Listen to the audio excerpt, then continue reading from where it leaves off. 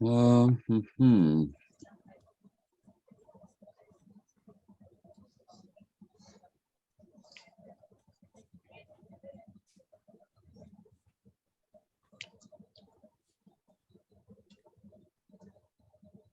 mikrohüdriin on olnud üks minu lemmik leivanumbrid nii-öelda uuema nimega H-500.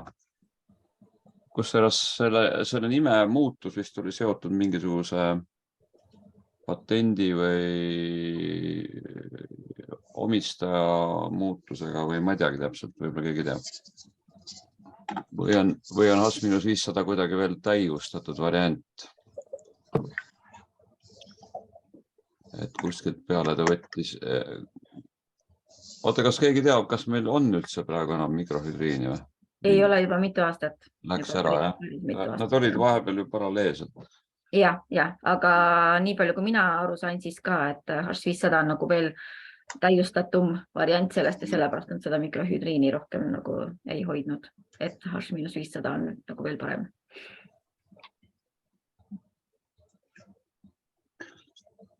No nii, ma siis alustaks.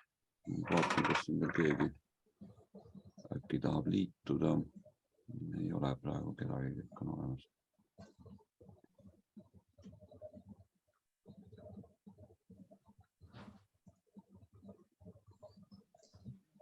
Alustaks siis kaugemalt ja filosoofilisemalt jälle, et see on need surematuse igavese nooruse otsingud, eks ole, mis on kultuurides olnud ja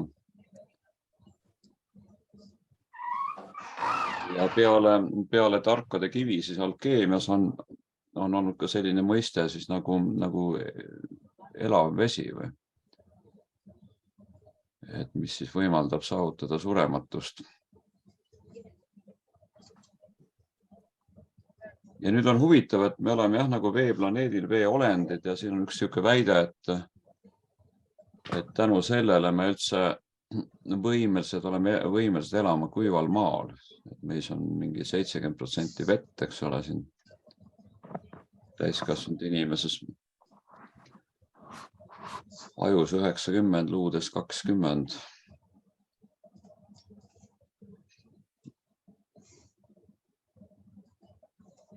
Ja selle keha ookeani soolade sisaldus on siis täpselt sama, mis nii-öelda alg- või ürgookeanis. Et sama koostis on meil siis ka korallivees, eks ole, sellepärast ta kuidagi hästi sobib ka oma mineraalide proportsionaalselt koostiselt lisaks kõigele muule. Kuna me nüüd samm-sammult läheneme selle H-500-le, siis selle lahjem variant ongi tegelikult korallivesi või vesi üldse on huvitaval kombel, vaat siin oli juttu, et võiks veest eraldi loengu teha ja ma algul natukene kajastangi siin. Et ta ikkagi rikub tavapäraseid loodusseadusi siin vähemalt 60 tunnuse lõikes. Näiteks ta peaks olema toatemperatuuril, peaks olema gaasiline, vedelik. Mul on ka siin väike konspekti võib-olla viga sees.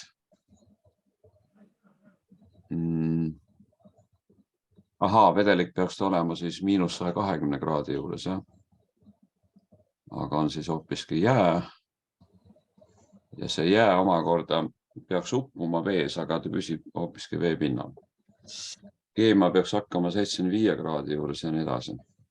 Siuke, ja nagu me teame, veeteadlased ikkagi, nad peavad vett nagu elus olendiks, et ta ei ole mitte lihtsalt mingisugune keemiline. Ta on selline ise organiseeruv ja ise programmeeruv oles või olend.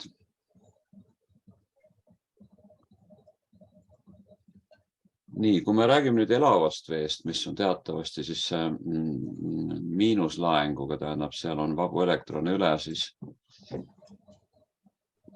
seda on ikkagi maailmas või maakeral või lamedal maal, kuidas keegi usub, eks ole, mõnes üksikus paigas. Ja siin on toodud siis 3 põhilist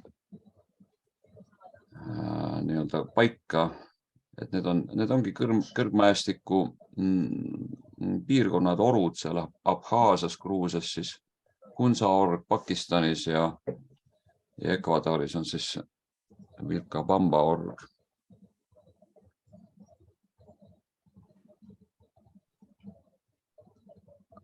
Ja need on siis elavad liustikuveed, mis nendesse orgudesse nagu valguvad ja küllap see on üks osa siis ka mägilaste kõrgest elueast, lisaks kõigile muule. Noh, seal on hapnikusisaldus väiksem, süsihappegaasi sisaldus on suurem ja seda loetakse meie jaoks nagu optimaalsemaks. Ma olen lugenud väidet, et varemalt oli maa atmosfääris palju vähem hapnikku. Süsihappegaas oli rohkem. Ja kuna inimorganism on väga inertne, siis näiteks meil on siiamaani raskusi teravilja ja piimavalgu, eks ole, seedimisega, siis ka see õhukoostis nagu mõjutab meid. Nii. Nüüd lähme edasi vesiniku juurde, jah. Et nobelist Albert Santierdi näitas, et elukütuseks pole mitte hapnik, vaid vesinik. Ja eluse raku, millel on siis see rakulaeng, eks ole, et selle laengu aluseks ongi siis vabade elektronidega küllastatud vesinik. Ja nüüd omakorda Ameerika keemik ja nobelist Linus Pauling teatas, et energia ümber pumpamine pikki keha on seotud vesinikuga. Et need on lihtsalt vesinikumolekulid, mis loobivad nii-öelda neid vabu elektrone üksteiselt üksteisele. Ja selles mõttes, mida see vesinik teeb, siis ta varustab erinevaid ensüüme prootonitega, üksikelektronidega või elektronide paaridega. Ja ainevahetuses vesinik on see, kes siis annab elektrone ära. Hapnik võtab, eks ole, oksüdeerib, vesinik redutseerib, nagu doonor.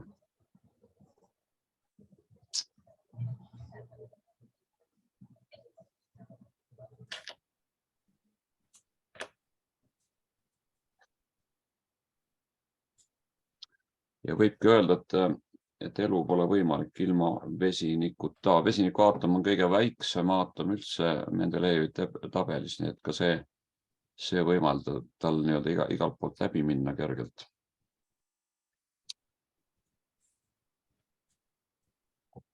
Nii et alguses oligi vesinik.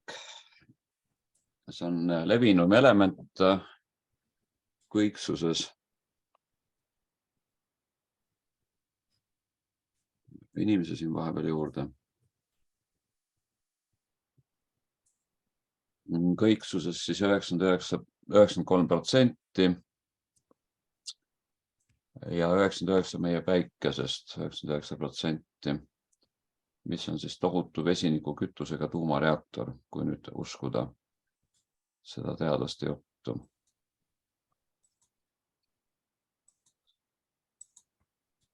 Noh, teatavasti kõigil ainetel on, eks ole, on aatomi tuum, on elektronid, aga tavaelektronid on kinnistunud oma orbiitidele vägagi jäigalt. Ja et see meenutab nagu energia säilitamist akus, et midagi ei juhtu, kui liikumine toimub väljaspool seda akut. Ja energiavoog ongi vabalt liikuvate elektronide voog. No see on nüüd see energia, mis on mõõdetav, eks ju. Et kui palju nüüd ütleme prana või chi-vood sellest peenem on, mida saab ka pildistada ja mõõta tänapäeval juba on mul raske öelda. Nii et need vabad elektronid siis hüppavad nagu vesinikuaatomilt vesinikuaatomile.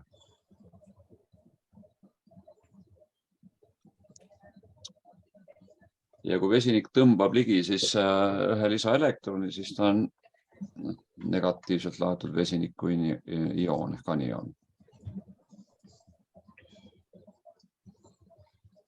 Ja teadlased ütlevad, et bioloogilistes süsteemides on vesinikul samasugune energiajuhtimise funktsioon nagu vaskjuhtmetel elektriseadmetes. Ja bioloogiline energia asub ümber paiknevates elektronides. Võt siin on huvitav, et kuidas see on seotud meie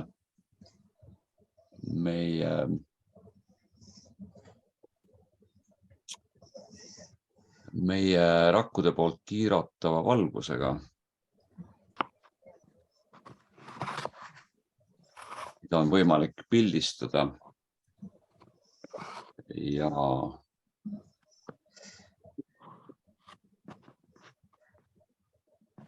laengut on võimalik siis mõõta nii ütleme rakkudes kui ka siis elavates rakkudes kui ka siis inimesel,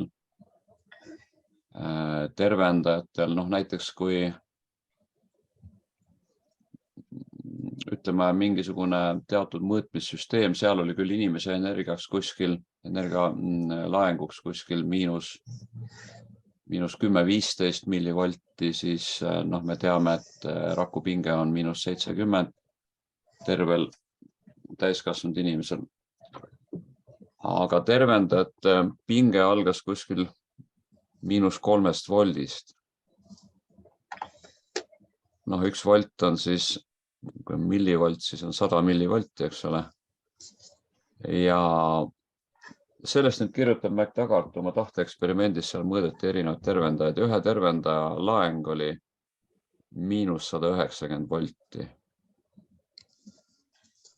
Me oleme näinud võib-olla selliseid videoklippe, kus ma ei tea, mingid Qiguni meistrid seal pumpavad energiat kasvajasse, mis on näha siis ultraheli aparaadis ja 3-4 inimest niimoodi ümber selle patsiendi ja mingi mõne minutiga on see kasvaja kadunud sealt lihtsalt.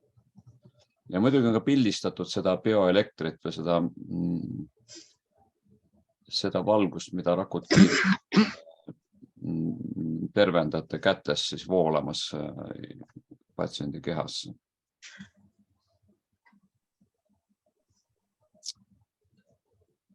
Nii, nüüd energia tootmine, sellest on ka minu varasemates loengutes olnud jutt, toimub siis mitokondrites. Need on sellised organellid siis rakkudes. Siin on erinevad andmeid, palju neid siis erinevatest rakkudes on, alates 10–500.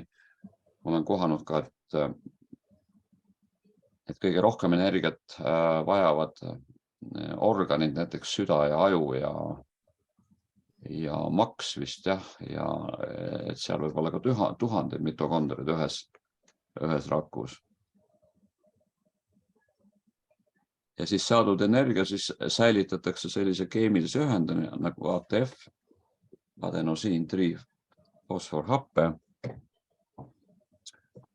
Ja nüüd, kui seal katkeb teatud keemiline side nende fosfaatide vahel, siis vabaneb sealt elektronide voog, mida kasutatakse siis kõigiks ainevahetuslikeks protsessideks kehas. Ja teadlased ütlevad, et me töötame iga päev välja ATF-i kaalus, mis on võrdne meie kehaga. Ja igas sekundis meie siis 50–100 triljonit rakku kasutab ja taastab 10 miljonit ATF-i molekuli sekundis, siis jah, et tohutu energia tulevärk käib. Siis rakkude taastamiseks, valkude, ensüümide, hormoonide, neuromediaatorite sünteesiks. Mis siis vähendab kehaenergia loomist? Vananemine, vale toit, keskkonna saastatus ja vananemine. See ei ole mitte ainult kokku kuivamine ja mitokondrite arvu ja tervise vähenemine. Selle tulemusena see on ka pidev energia vähenemine. Ja selles mõttes nüüd need vesiniku anioonid, mida pakub meile H-500, me jõuame järjest lähemale, on siis ideaalne mitokondrite toit ATF-i loomiseks.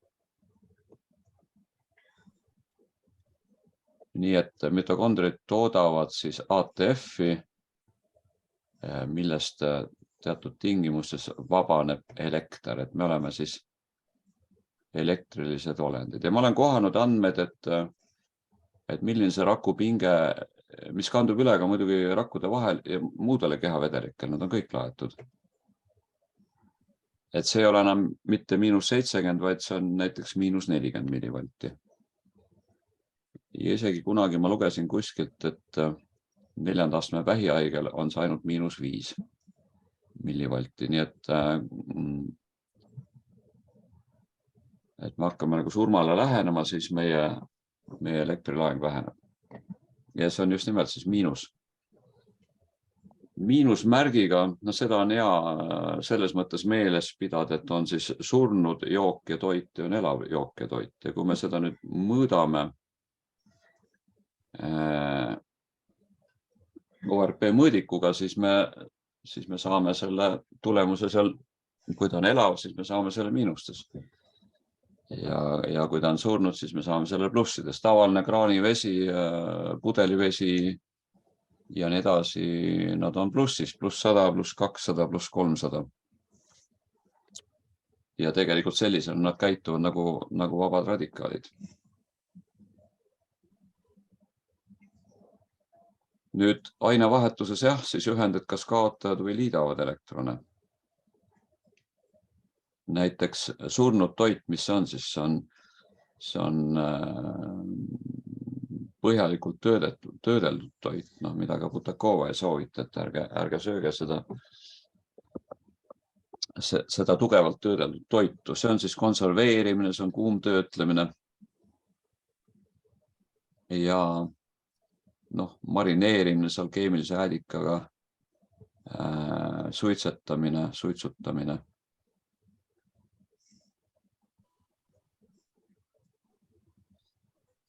Nii et kõik meie keemilised reaktsioonid on sellised redoksreaktsioonide kaskaadid, et kus toimub siis teatud molekulide redutseerumine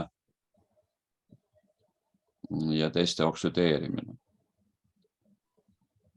Et redoks tähendab redutseerimis, oksüdeerimis nagu tervik siis. Nüüd oleneb, millised kumb pool on siis ülekaalus, et mis see lõpptulemus siis kuskil parajasti on. Et kui me sööme toortoitu ja joome elavat vett, mida H-500 meile rikkalikult pakub, siis me oleme nii-öelda elu poolel.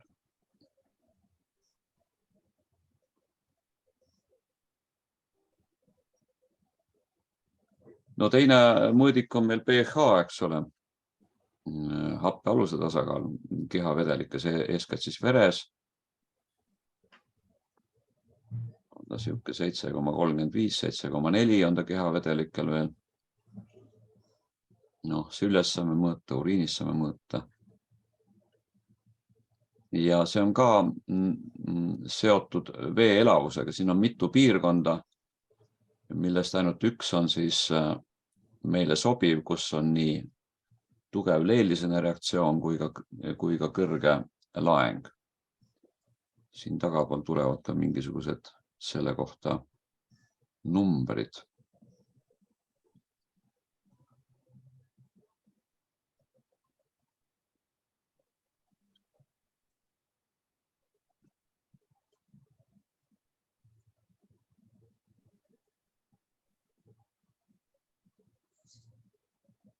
Kui lihaste hapniku ja energiavajadus ületab võimalused, siis hakkavad nad põletama oma sisereserve anaeroobselt, tähendab ilma hapniku juuresolekuta. Ja see tekib siis kõvasti süsihappegaasi ja laktaate, mis raskendavad hingamist. Vot see on nüüd see tippsport või anaeroobne sport, kus me oleme pidevas hapniku puuduses. Lõpus ma natuke lisan siia ka H-500 ja efekt siis tippspordis.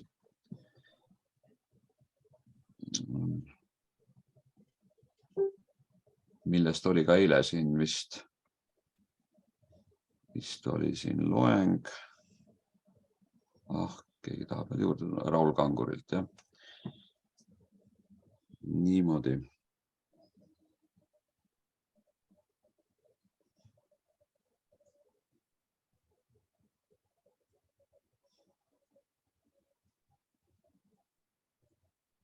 Nii et kui vanasti peeti toidu väärtuse mõõduks kaloreid, siis nüüd peetakse selle väärtuse mõõduks selle toidu elavust. Ehk siis tema võime ära anda elektrone. Me teame, et elavas toidus säiluvad ka ensüümid, siis mis aitavad meil seedida.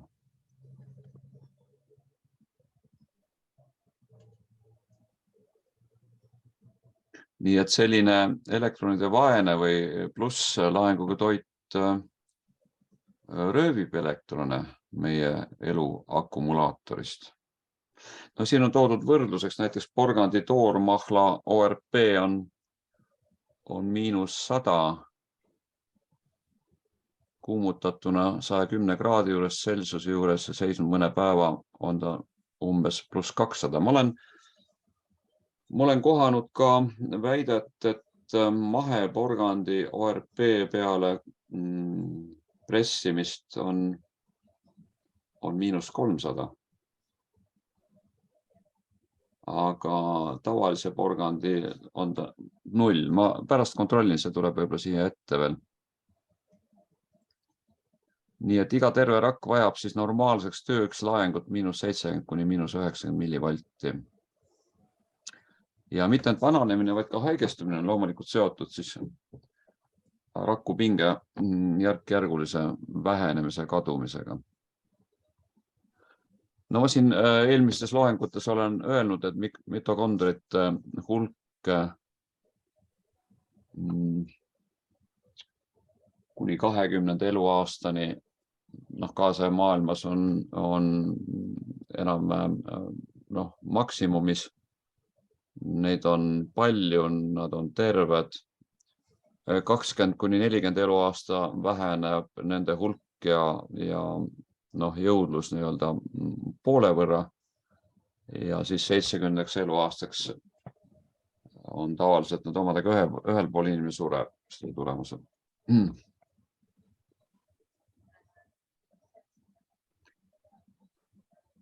Nüüd siin on üks prantsuse hüdroloog ehk siis veeteadlane doktor Vincent ütleb, et tsivilisatsiooni haigusi põdevad inimesed on tavaliselt hapustunud ja vähese laenguga. Nad on hapuoksüdantsed. Et kaks väga viletsat näitajat on nagu koos. Ja nüüd see vesiniku anioon, mis on meie supertootes, saab seda loomulikult korvata.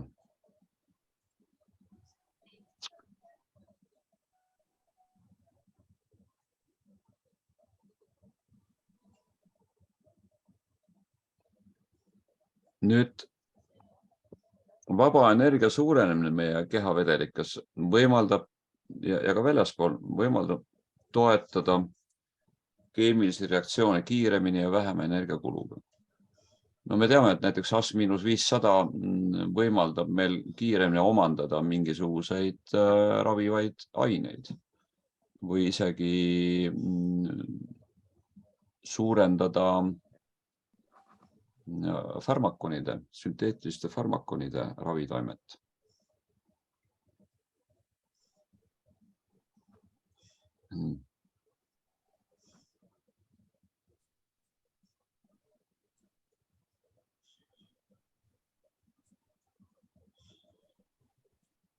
Niisiis,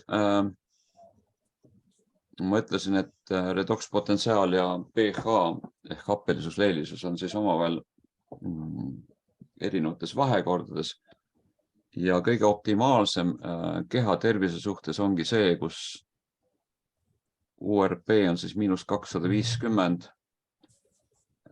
siis seejuures see pH on ka piisavalt eelisena ja see on kõige optimaalsem selleks, et kaitsta organismi seal kahjulike mikroobide eest, et hoida teda puhtana ja nii edasi. On ka teisi vahemikke, kuid see eeldab väga positiivset laengut, et saavutada mingisugune leelisene pH, peab see laeng olema näiteks seal mingisugune +800 näiteks, mis on jällegi, ei ole meile kasulik. et siis me väljume nagu nende haigustekitajate mõjupiirkonnast. Nii, mis asi on valu? Valu on siis rakupinge oluline vähenemine.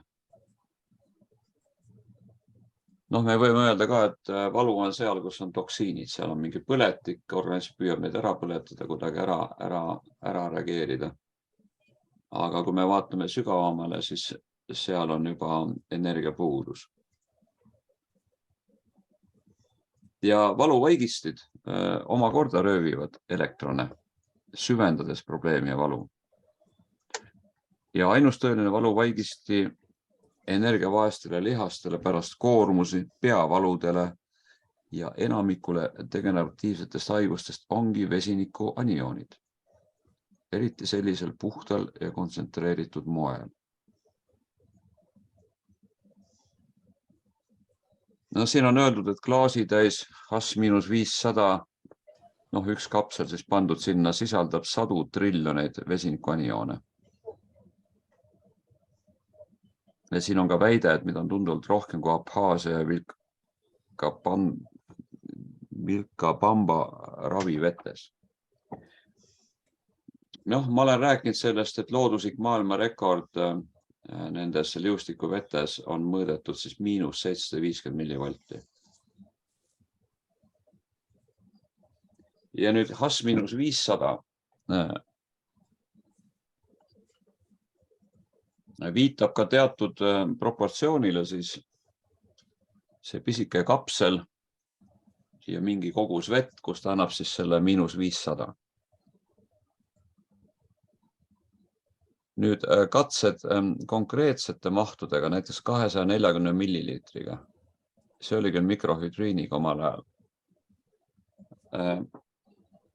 See võib siin natukene täpsustada, aga ma nüüd mäletan, et selle üks kapsel 240 milliliitri peale suurendas selle vee laengut -930 millivolti. Oletame, et selle vee alglaeng oli +100 + 200, nagu ta kraaniveel või pudeliveel on. Lahutame selle sealt maha, saame -730 näiteks, jah? Ehk siis loodusliku maailmarekordi.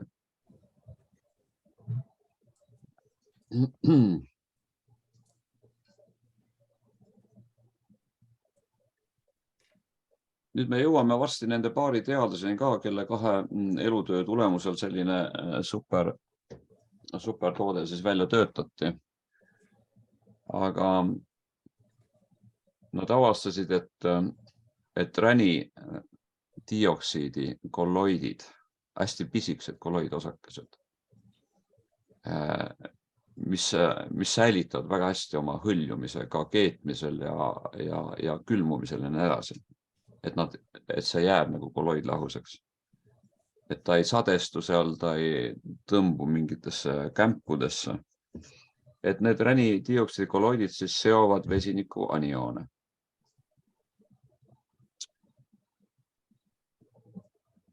Kuna nad tekitavad oma pinnal sellised võimsaid välju, mis tõmbavad siis need anioone ligi.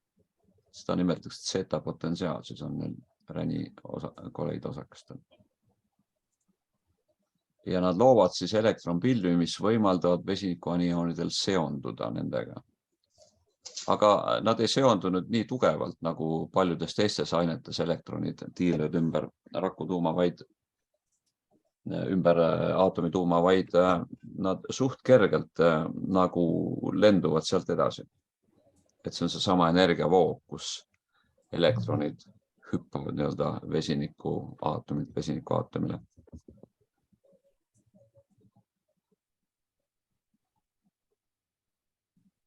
Ja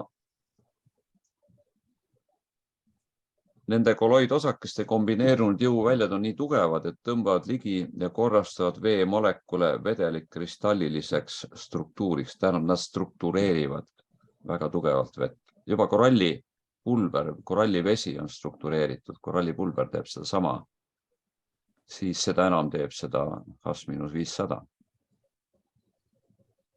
Ja noh, siin millegipärast rõhutatakse jah, et ta annab nagu seda elujõudu või energiat siis ilma kaloriteta.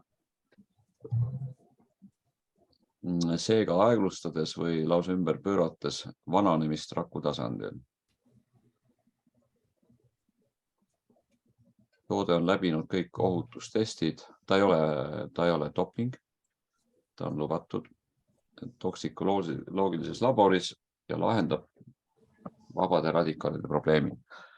Nüüd see on huvitav, et veega on seotud ka igavese nooruse saladus. Elavas vees rakud elavad igavesti. See on nagu teaduslikult tõestatud. Et me mäletame, oli mingisugune katse, kus vist mingisuguse konna mingit kudet hoiti seal katselahuses, kus minu teada sai ka toitu, eks ole, aga ilmselt see katselahus oli samuti laenguline. Ja see katse lõpetati ära, kui ta oli kestnud, selle koe loomulik eluiga oleks olnud seal võib-olla 5–10 eluaastat, eks ole. Aga seda katset oli seal jätkatud üle 30 aasta mäletamis. Ja siis lõpetati lihtsalt ära seal mingitel põhjustel, et see oleks lõputult edasi pannud. Nii.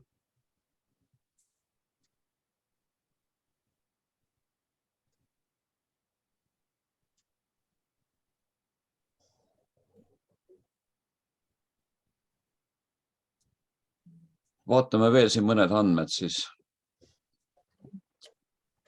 selle kohta. Me võime panna muidugi +500-ga kas või 1,5 liitrisse vette ja 0,5 minutiga on ka see vesi joomiseks valmis. Ja siin mõõtmised on näidanud, et pH tõuseb selle mahu juures 9-ni. On tugevalt eelisene vesi juba. Ja ta struktureerib ka selles vees sisalduvad eelised mineraalid.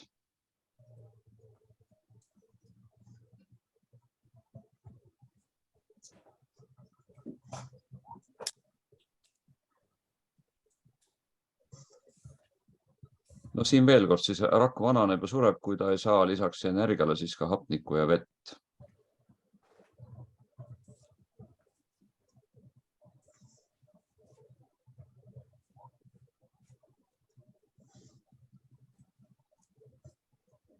Nii, lähme nüüd edasi vabade radikaalide juurde.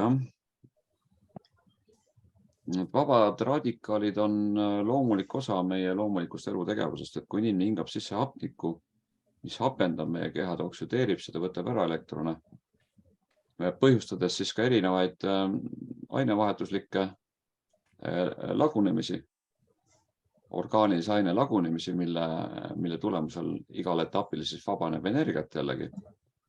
Et me saame toidust niimoodi järk-järgult. Riina Raudsik on hästi põhjalikult neid etappe kajastanud. Kuidas orgaanikast tekib siis anorgaanika ja kõik see päikese energia, mis klorofülli abil on siis sinna salvestatud, organism saab selle siis, kas kõik, aga ta saab selle sealt kätte endale. Niisiis, kui hapnik hapendab meie keha, siis ta tekitab ka vabu radikaale, mida lisandub ka väljast.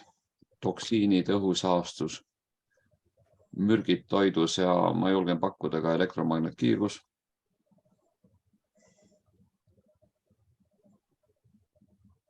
Ja nii nagu raud roostete hapniku käes, eks ole. Et sama juhtub ka organismiga vabade radikaalide mõjul. Ja H-500 on siis nagu korrosiooni või rooste kaitse inimese jaoks.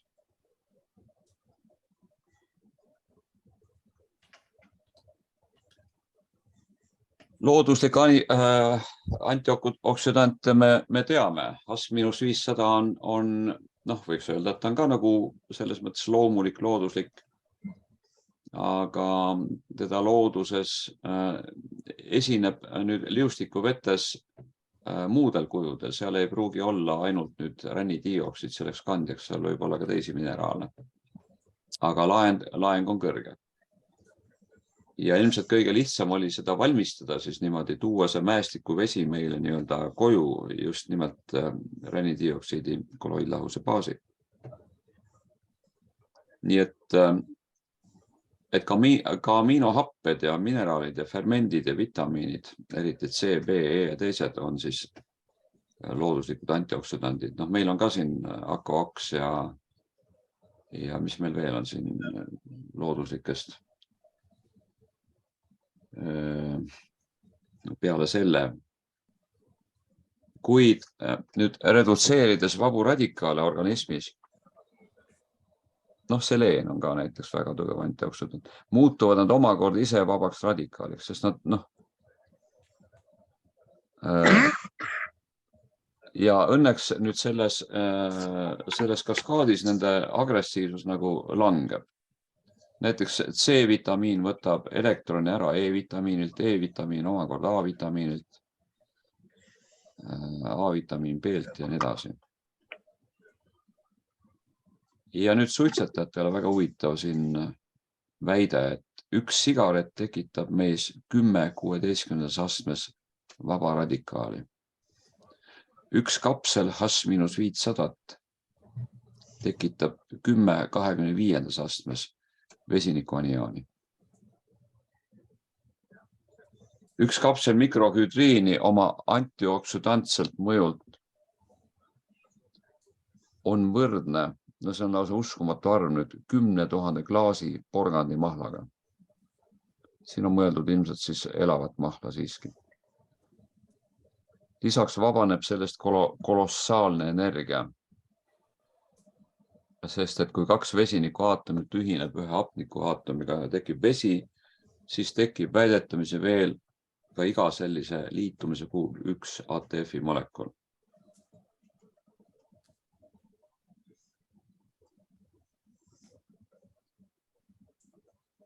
See on pärast seda, kui vesinikuani on vabale radikaalile andnud ära oma elektroni, siis ta reageerib hapnikuga ja tekib vesi ja üks ATF-i molekul.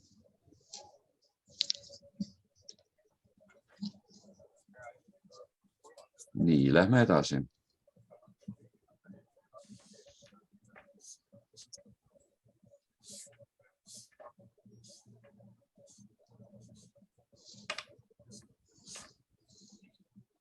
Jah, siin on nüüd need andmed, et kui tavaporgandist tehtud mahla laeng on 0, siis maheporgandil võib see olla 100–300, -100–-300 millivolti.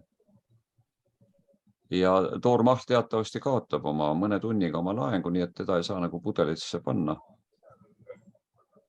Teda tuleb juua võimalikult värskelt.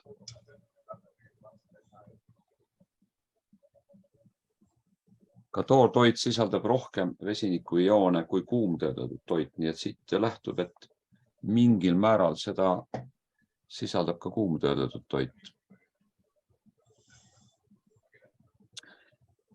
Ja vot, kui seda energiat on vähe, mis siis rakusiseselt toimub? Nende protsesside väljakurnamine, rakkude vaheliste sidemete nõrgenemine, energia väljatöötamise pidurdamine mitokondrites, eks ole, mürkainete ja vabade radikaalide kuhjumine rakkudes. Ja siin üks teadlane on öeldud, et ükski elektron pole elussüsteemides võimne liikuma, kui seda ei saada vesinik.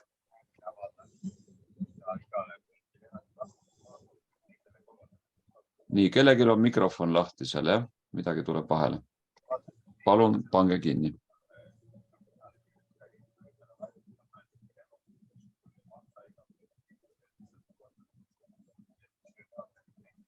Vabade radikaalide liighulk lisaks vananemisele, enneaegsele vananemisele põhjustab siis ägedate ja krooniliste haiguste teket. Sest need vabad radikaalid on mürgised ühendid. Ja ainevahetuslike protsesside kõrvalsaadus, nagu oli juttu. Nad on ebastabiilsed oma positiivse laenguga ja võimelised siis röövima elektrone raku elutähtsatest struktuuridest, sealhulgas isegi elektronide rikkast DNA-st. Et DNA on selles mõttes, meie genoom on väga, väga energiarikas. mis viib raku vigastumise ja võimetuseni täitma funktsioone või siis võimetuseni poolduda ehk paljuneda. Ja?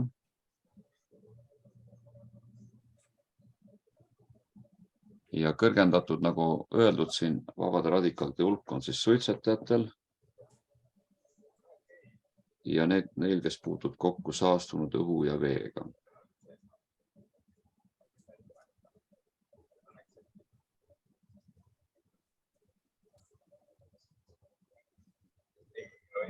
Nüüd erinevalt teistest antioksüdantidest, mis siis ise muutuvad vabaks radikaaliks, sest nad annavad kergesti ära oma elektroni. Neil ongi, neil ei ole üleliigset elektroni, nad lihtsalt annavad ära oma nii-öelda neutraalses seisund, nad annavad ära elektroni ja muutuvad siis vabaks radikaaliks. Siis mikrohüdriin ja H-500, kuna seal on üleliigne elektron, mille vesinikuaatom on sidunud endaga, siis ta ei muutu vabaks radikaaliks, vaid ta muutub lihtsalt neutraalseks vesinikuaatomiks. Nagu me siin eespool nägime, et tegelikult ta ühineb hapnikuga, tekib vesi ja lisaks veel üks ATF-i molekul.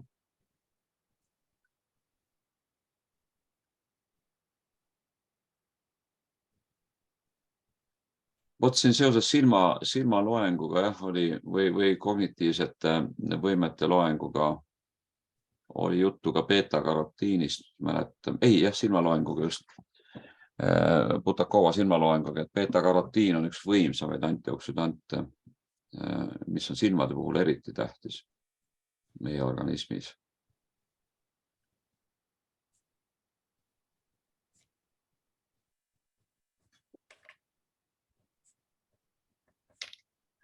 Nii et see mikrohüdriini leiutamine käis ikka mitmes eos nagu.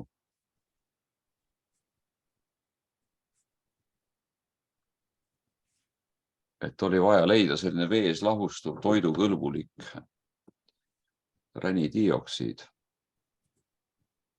mis sarnanes liustike mineraalsete vesikolloididega, mis olid siis nagu nanokolloidid.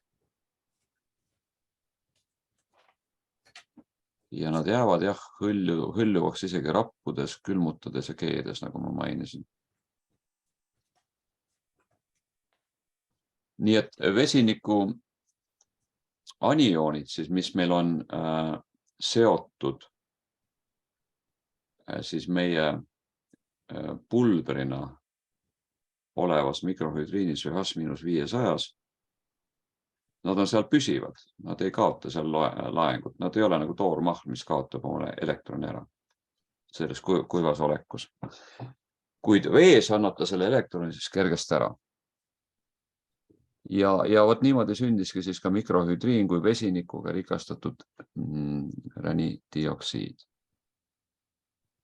Ja see muudab vee sarnaseks liustiku veega.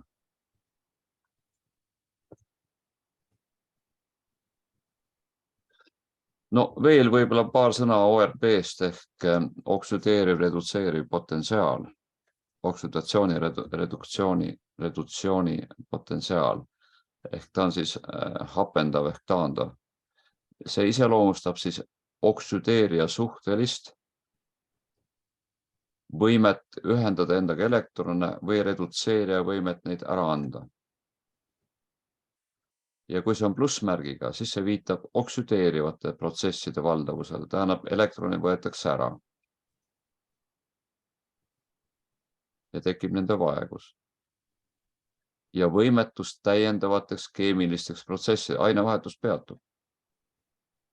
Ja miinusmärgiga ORP viitab siis taastumisprotsesside valdavusele, elektronide potentsiaalse energia olemasolule. Samuti võimalusele edasisteks keemilisteks protsessideks. Nii et see on, ORP on energeetilise potentsiaali mõõt.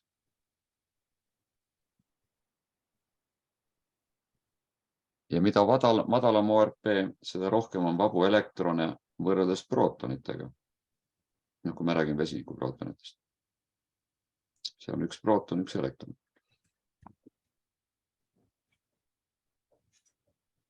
ja biokeemilised taandamisreaktsioonid, see on elektronide doonori ehk vesiniku ja elektronide võtja aktsepteerija ehk hapniku vastasmõju tulemus.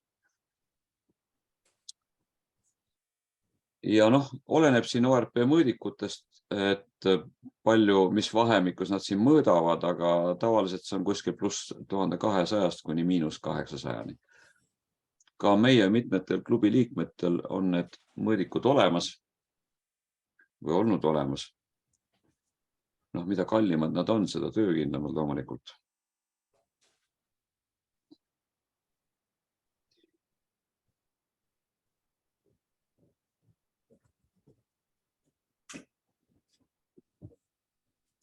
Nüüd, kui ma rääkisin, et see teatud mahu peal, siis see oli see,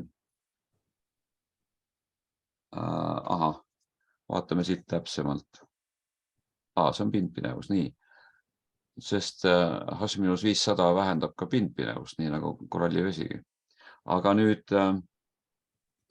siin on nüüd see sama katse, mis oli siis selle 240 milliliitri vee kohta.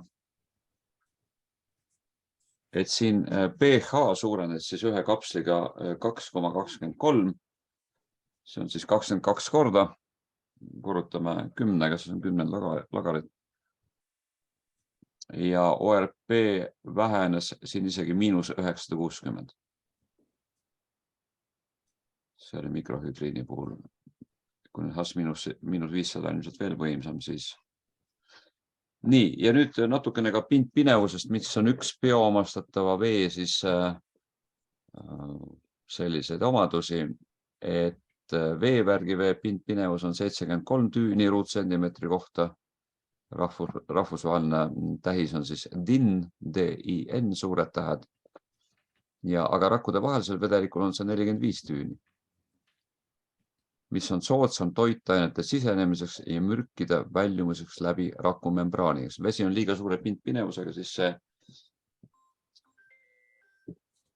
see on tõkestatud. Ja meie pentokan on nüüd see, eks ole, mis aktiveerib nüüd need kaaliuminaatriumi pumbad, 5 kaaliuminaatriumi on tasakaalu, meil on kaaliumi puudus. Et see aktiveerib rakuaine vahetust. Ja nüüd mikrohüdriin, siin pole küll öelnud, kui palju ta seda alandab. Ma tean, et näiteks korallivesi, erinevad partiid on muidugi erinevate näitajatega, sest me teame, et koralli pulbri leiukohad ka vahelduvad mõne aasta tagant. Ütleme Jaapanis, kus me käisime seal 3-4 firmat tegeleb selle koralli pulbriga. Minu teada teised firmad turustavad seda ainult Jaapanis. Koralliklubi on ainus, kes turustab seda üle terve maailma. Et need näitajad on ka mõneti natukene erinevad, kui nad lähevad uude leiu kohta, kui eelmine on nagu ammendatud. Aga mingisugune partii vähendas seda kuskil, ütleme selle 73 pealt kuskil 60-65 peal. Mitte nüüd 45 peale alla ära. Selleks oli meil eraldi toode, aga see on nüüd meil praegu nomenklatuurist väljas, mis viis selle pindpinevuse siis alla kuni selle nii-öelda. Et sel juhul organism ei pea enam kulutama oma energiat selleks, et viia alla pindpinevust.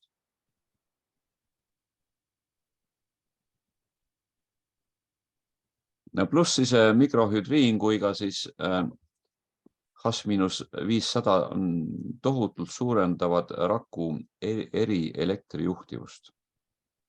See on 10 pealt 895 peale näiteks, mis on ka väga oluline näitaja ainevahetuses. Ja seetõttu väga saastatud organismiga isikud võivad võtta mõõdukaid mikrohüdriini doose. 1-2 tükki päevas, et vältida liigkiiret mürgitustamist ja sellega seotud sümptomid, ehk siis tervenemiskriisi. Et kui me oleme ikka väga toksilised, siis tuleb alustada nii võimsate vahenditega järk-järgult.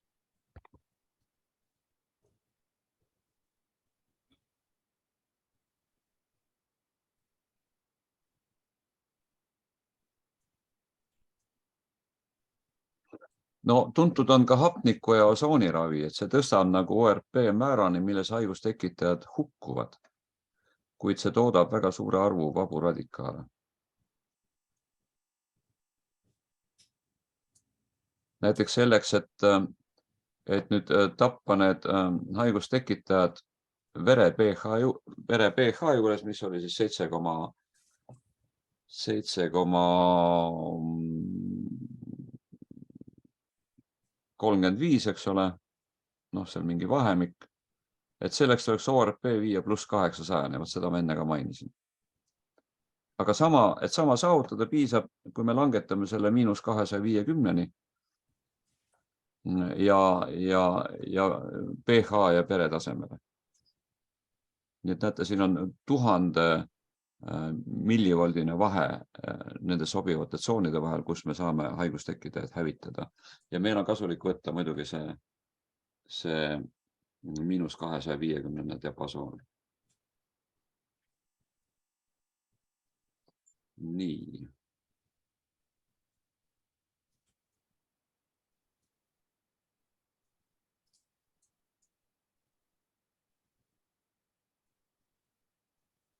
Ma loodan, et kõik on siiani olnud kuulda. No räägime nüüd spordist ka natukene.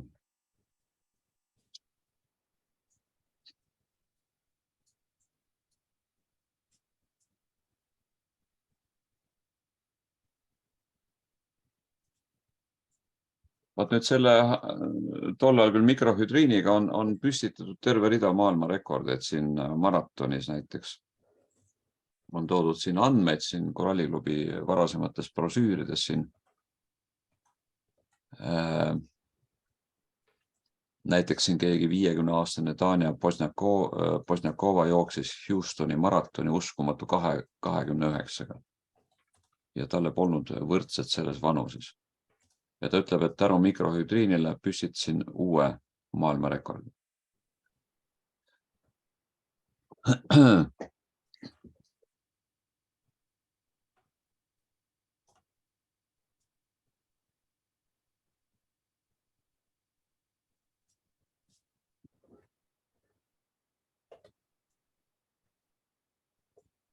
Nüüd spordi puhul on oluline see, et sportlane suurte koormuste puhul kaotab higiga palju mikro- ja makroelemente, mis viib mitte ainult kaotuseni spordis, vaid ohustab ka sportlase tervist.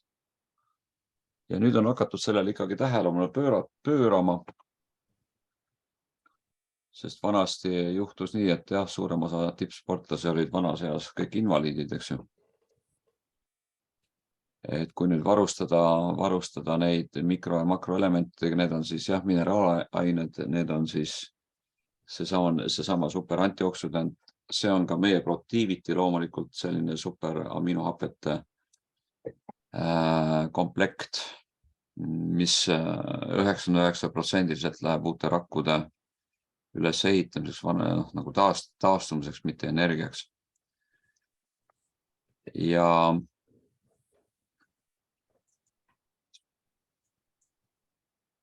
Ja muidugi meie omega 360 on siis ajutöö, nägemine, liigeste elastsus lisaks nendele.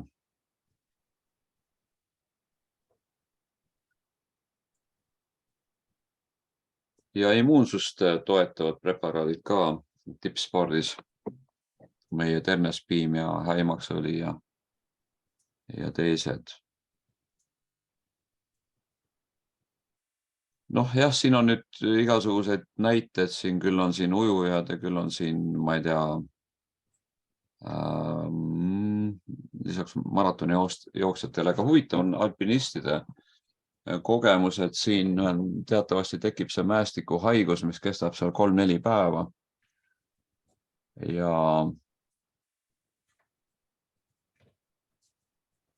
Ja siin tehti nagu katse, viidi helikopteriga siis katsealused seal 4000 meetri kõrgusele, siis tavaliselt seal tekkisid siis hingeldus, peapööritus, sagenenud pulss 120-130 ja vaid ühe mikrohüdriini kapsli sissevõtmine lahendas kõik adapteerumisprobleemid 2-3 tunniga, kui oli lastud neil nagu vallanduda.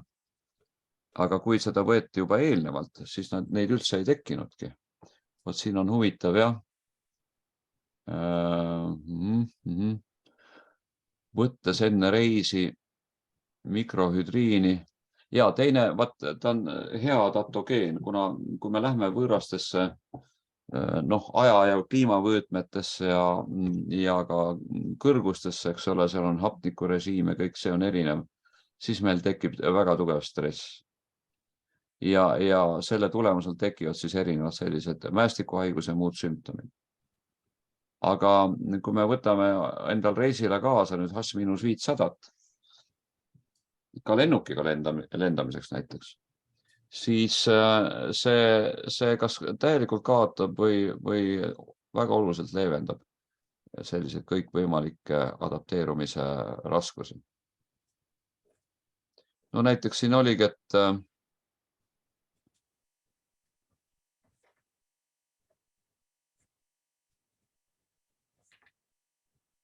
esimesel etapil oli alpinist varemalt ilma mikrohüdriinita tundnud alati teravat lihasnõrkust, vererõhu tõusu, peavalu, pulsi tõusu 100 minutis, 2–3 ööd oli unetus. Nüüd aga võttes enne reisi mikrohüdriini adapteerus kergesti ilma enesetunde halvenemiseta. Juba esimesel ööl magas hästi välja, järgmisel 7 päeval võttis mikrohüdriini 2 korda päevas, esimesel 3 päeval, hommikul ja lõunal siis, ja 4., 5. ja 7. päev, 6. üldse ei võtnud, võttis 1 kord hommikul, tundis end nagu kodus. Ja kui siis algas allaminek, võttis veel korra profülaktikaks. Ka tagasi teel kannatas hästi, jäädes aktiivseks, elurõõmsaks, tundes eksperimendist sügavat rahuldust. Selle mõjust olles vaimustuses. Ja selleks kulus siis kokku 9 kapslit, samal ajal kui tema kontrollpartneril olid esimesel 4 päeval peavalud, kõrgenenud väsimus, unetus. Alles pärast seda adapteerus piisavalt. See oli siis 3700 meetri kõrgusel. Ja siis kontrolliti veel hapnikku veres sellel kõrgusel, siis katsealusel oli 95% ja sellel teisel oli ainult 70%. Nii et see oli see esimene etapp. Teine etapp oli see, kus viidi siis 4000 meetri kõrgusele helikopteriga. Mõned korrast tõusis ka 5500 meetri kõrgusele hea enesetundega. Mikrohüdriini rohkem võtmata. Võtta siin algul võttis, et sai 2–3 tunniga üle, eks ole, kõigest sellest. Ja samal ajal seal teisel etapil kontrollgrupil jällegi 4 inimest olid 4 päeva tugevad peavalud, peapööritus, üldine nõrkus, sagenenud pulss, südame kloppimine, unehäired, rusutud meeleolu. Nad kogesid sellist piina, et keeldusid planeeritud tõusust tipule, mis oli siis 6995 meetrit. Nii et minu meelest siin, ütleme, need mägironijate kogemused on kõige drastilisemad. Kõige drastilisemad.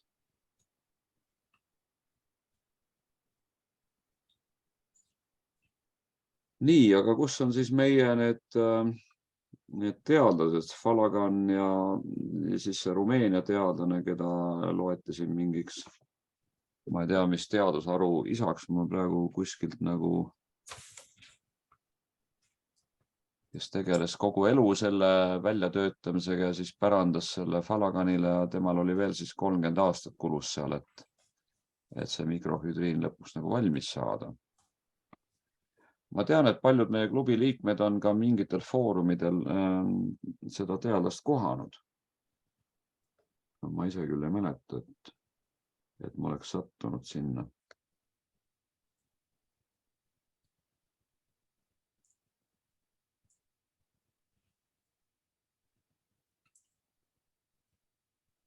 Noh, siin on jah veel koralliklubi poolt välja pakutud selliseid kompleksseid lahendusi lisaks mikrohüdriinile.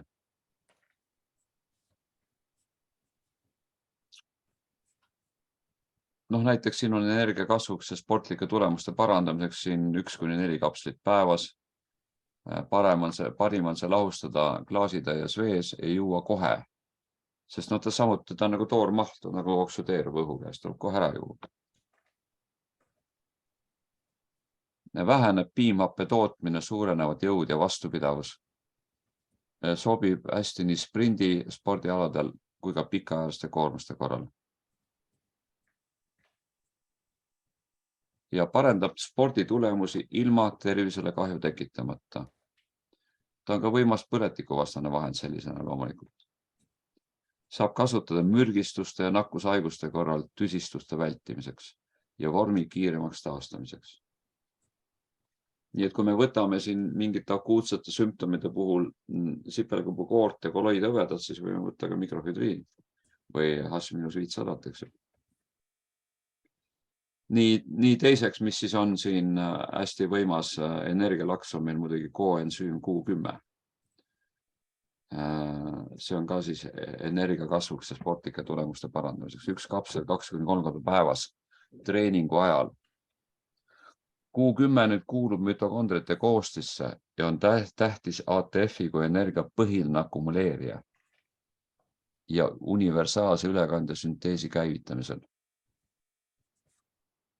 ATF on siis see bioenergeetiline valuuta nii-öelda. Kuna ta on ka südamehaiguste puhul, ta aktiivselt lülitub südame, lihase ja aju töösse, võtab ära väsimus ja kiirendab organismi taastumist, eriti kõrgendatud koormuste pikaajalise treeningute korral. Aktiveerib rakutööd ja seega normaalset ainevahetust. Organism omandab kergesti Q10 ja see kiiresti lülitub rakutöösse.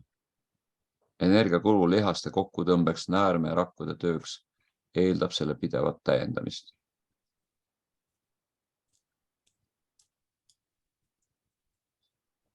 Iseäranis intensiivne koormus viib muidugi anaeroopsesse tsüklisse, eks ole, lihased, kuna on hapnikupuudus ja Q10 aitab kaasa siin molekulaarsele hingamisele.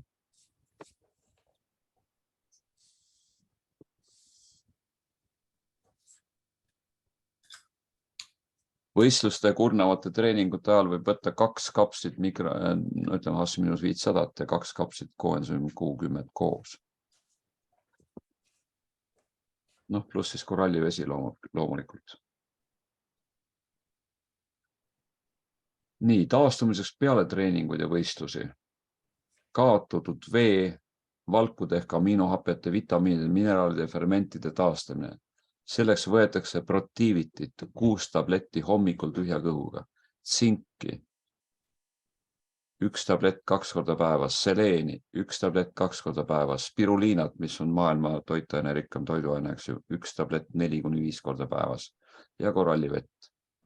Võib lisada ka altimeeti. See oli siis teiseks. Kolmandaks, leelistamine, võitlus organismi hapendumise vastu. Piimhappe kuhjub intensiivse pikaajalise koormuse tulemusel, kutsus esile väsimuse ja valu lihastes ja vähendades vastupidavust.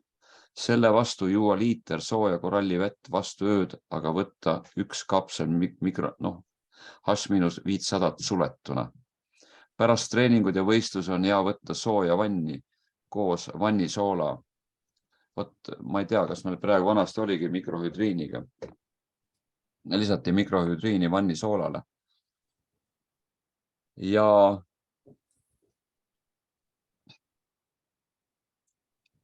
siin on nüüd osa tooted, mida meil enam ei ole. Ja siis on muidugi tippsportlastel ka kaalulangetus. Et 3 nädalat enne võistlusi alla võtta 7–8 kilogrammi kolavada abil. Ja sellest väljumisel hakata võtma protiivitit ja kokteili fütoenergia. Meil on nüüd see sama, mis meil täna programmis on, see energiajook, eks. Ja ka profiberit, et saame puhastunud soole. Kogu programmi kestel juua 1,5–2 liitrit korallivett päevas. Ja kes tahavad saada lihasmassi, suurendada protiivitit 10–12 tabletini päevas.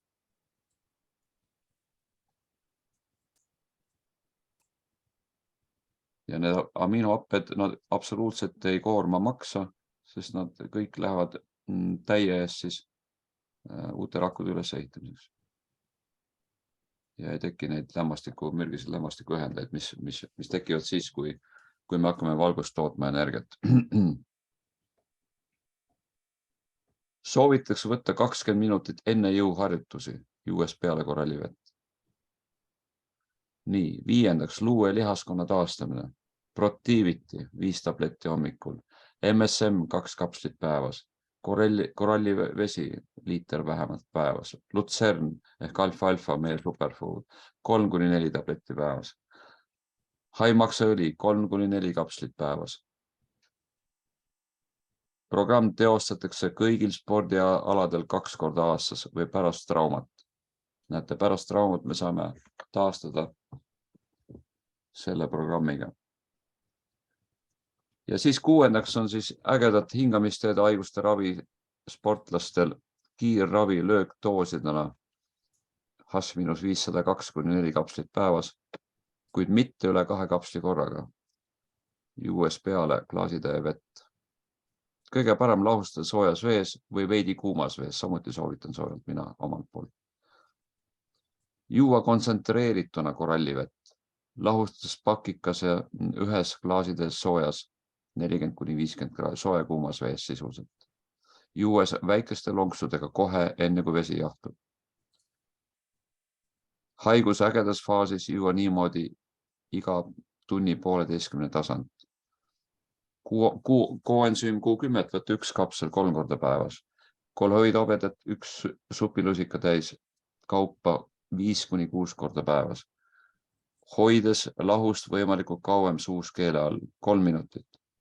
Aktiviin võtta 2–3 kapslit päevas. Ja omalt poolt kindlasti sipelikupukoor. Mulle on piisanud täielikult sipelikupukoorest vajadusega kolhoidhobedast. Ja ei mingeid haigusi. Muidu öeldakse, et inimesed ütlevad, oi, et ma tahan nagu haiguse läbi põdeda, et siis ma oma immuunsüsteemi seal nii-öelda ergastan. Aga me peame arvestama, et me elame täna järjest mürgisemas keskkonnas.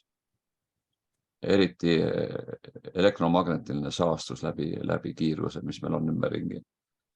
Mitte ainult e-ained ja saastatud õhk ja vesi ja kõik see, eks ju. Et siin lihtsalt vanasti võib-olla tõesti 2–3 päeva olime gripis ja kõik korras. Aga nüüd me näeme, inimesed on haiged nädalaid. Ja selleks, et nüüd abistada meie immuunsüsteemi nendes rasketes oludes, me võtame neid võimsaid looduslikke antibiootikume sinna juurde. Ja pluss siis energiaks tõesti H-500 ja Q10. Sest energiat on vähe, energiapuuduse tõttu kuidagi patogeenid pääsevad nii-öelda mõjule ja hapendumine ka muidu. Nii, vot selline lugu tuli nüüd siin välja mul.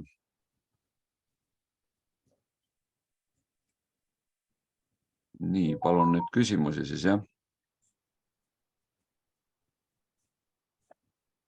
Tuli väga teaduslik loeng, see ongi teaduslikest brošüüridest tehtud konspekt ja need on Koralliklubi poolt välja antud vene keeles küll kunagi. Nii, et see oli üks neid tooted, mida ma innuga uurisin, nagu ka protiiviti teisena, sipelikupukoor, kolloidhõbe ja 3.–4.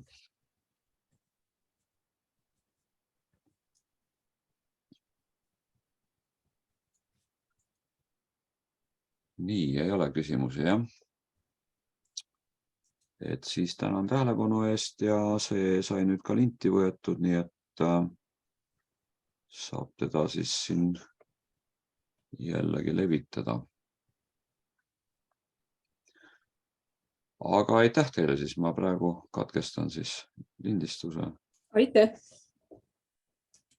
Ja seejärel ka salvestuse ja jälle kohtumiseni.